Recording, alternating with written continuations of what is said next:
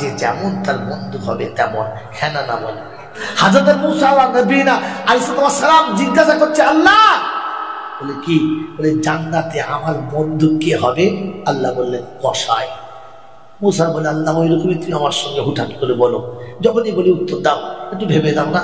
বলছি কেন? বলছে আমি মূসা নবী আর কসাই কোন জোর হলো? নামাজে মুত্তাকি পরেজগার আল্লাহওয়ালা ওলি আল্লাহ হবে, এটা ঠিক ছিল।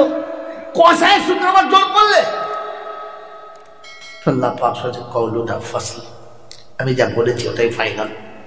বলছে আল্লাহ ঠিক আছে, যখন তোমারটাই ফাইনাল তা একটা নিশানা বলো, একবার দেখে আসি মালটা কিরকম।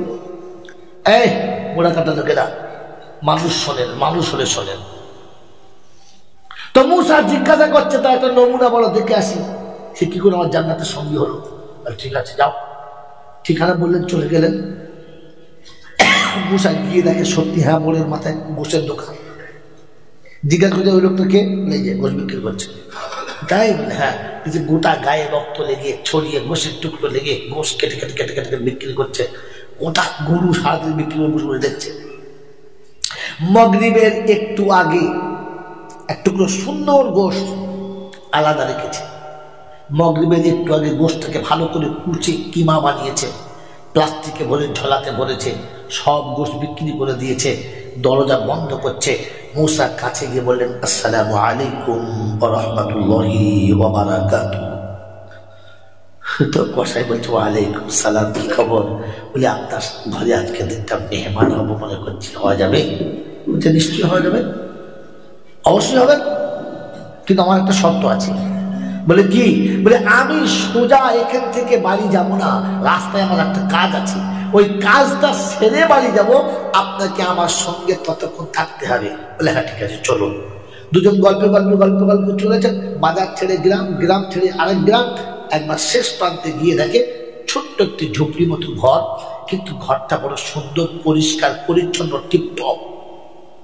ছোট্ট ঘর কিন্তু খুব পরিষ্কার পরিচ্ছন্ন, টিপটপ। উনি গিয়ে দরজা খুলে ভিতরে ঢুকলেন, ঢুকে সোজা রান্নাঘরে ঢুকে পড়লেন। আটা বার করলেন, পানি দিয়ে ছানলেন, চুলো জ্বাললেন, জ্বালার পরে রুটি তৈরি করতে শুরু করলেন। নিজে হাতে আটা ছেনে রুটি তৈরি করছেন। মূসা বসে বসে দেখছে, চিন্তা করছে, কিচ্ছু বলবো না, কারণ একবার ঠকেছি, দ্বিতীয়বার আর ঠকবো, দ্বিতীয়বার আর ঠকবো। কোথায় ঠকেছে? খিজির আলাইহিস সালামের কাছে গিয়েছিলেন, আর যা কিছু করে খালি জিজ্ঞাসা করে। তো তিন বলি বোল্ড আউট, তিনটে বলি শেষ, তিনটে প্রশ্ন করেছেন, বাস বিদায়। আল্লাহ নবী বলে লাউ সাবারা মূসা, লাউ সাবারা মূসা লাআলিমনাল খায়রান কাসীরা। যদি মূসা একটু ধৈর্য ধরতো তাহলে আরো অনেক অনেক ভালো ভালো কথা আমরা জানতে পারতাম। মূসা সবর করতে পারলো না, আর আমরাও জানতে পারলাম না। তো মূসা মনে মনে করছে সেদিন সবর হারিয়েছে, আজ হারাবো না, যা করে করুক, দেখে নেয়।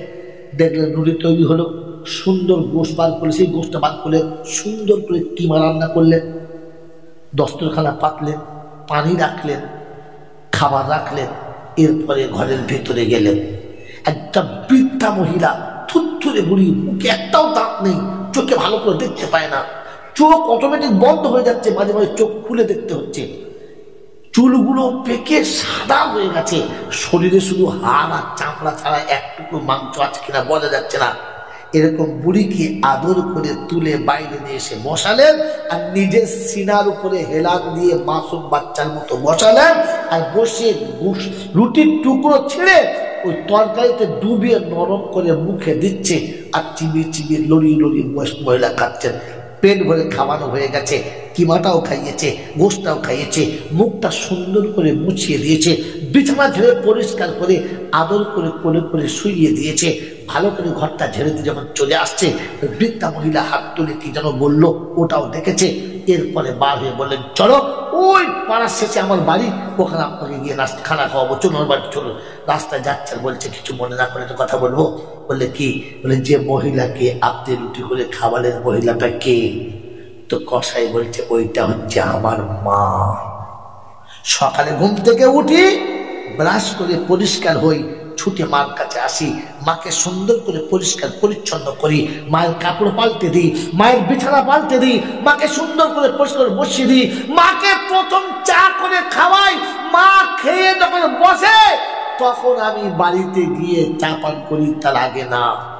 আর বাজারে গিয়ে যখন বাড়ি ফিরি প্রথম মায়ের কাছে আসি, মাকে সুন্দর করে সেবা করে, মাকে পেট ভরে খানা খাইয়ে তবে বিবি বাচ্চার কাছে যাই, তার আগে বিবি বাচ্চার কাছে যাই না। বলে সেটা তো বুঝলাম, কিন্তু শেষের বেলা আপনার মা যেন হাত তুলে কি বলছিল, বলছে দূর ছাড়ো তো পাগলির কথা, মা পাগল, মাঝে মাঝে উল্টো পাল্টা বকে। বলছে ঠিক আছে কি বলে ওটা বলো না। তো বলছে শোনো, আমি আমার মাকে যখন জান ভরে খানা খাই বিছানায় শুয়ে দিই, আমার মা হাত তুলে বলে আল্লাহ আমার বাচ্চাকে জান্নাতে মুসার বন্ধু বানিয়ে দিও। তো মুসা বলছে মা পাগল না, কসাই মা পাগল না, আর মুসা তোর কাছে মেহমান হতে আসে নাই, দেখতে এসেছিল, আল্লাহ পাক কবুল করে নিয়েছে মায়ের দোয়া। তাই তো আমি ভাবি তুই কসাই আমার বন্ধু হলি তো হলি কি করে, তুই কসাই আমার সাথে হবি তো হবে কি করে। ওই জন্য মায়ের দোয়া আছে যে মা বলেছে আল্লাহ আমার বাচ্চাকে মুসার বন্ধু বানিয়ে দিও, তাই আল্লাহ বলে দিয়েছে মুসা জান্নাতে তোর বন্ধু কসাই হবে। কার দোয়া? জোরে বলেন কার দোয়া? আরো জোরে বলেন কার দোয়া? আমি টার্গেট ছেড়ে রেখে এসছি, যদি বলতে পারেন তাহলে বুঝবো আপনারা জলসা শুনছেন। বলেন কি ছেড়ে রেখে এসছি, কি ছেড়ে রেখে এসছি বলতে পারবেন? পারবেন না, কারণ জলসা তো শোনেন না, খালি গল্প শোনার মুখ দেখেন। আমি বলছিলাম পয়েন্ট নোট করবেন জলসা শোনার জন্য। ও উদুম ধারা জলসা করি না আমি, একটা সময় বুঝতাম না তখন উদুম চালিয়ে দিতাম। আমি ছেড়ে গেছিলাম যে ভাষা জানোয়ারি বোঝে, মানুষের ভাষা জানোয়ারে বোঝে না, আপনাকে দেখানো হয়নি, হয়েছে এখানে এনেছি এবার আপনাকে সেটা দেখানোর জন্য। ওই বাবাজিরা আমার আল্লাহওয়ালা ভাইরা, কার দোয়া? মায়ের দোয়া। আছে মা আছে, জীবনে দোয়া নিয়েছ?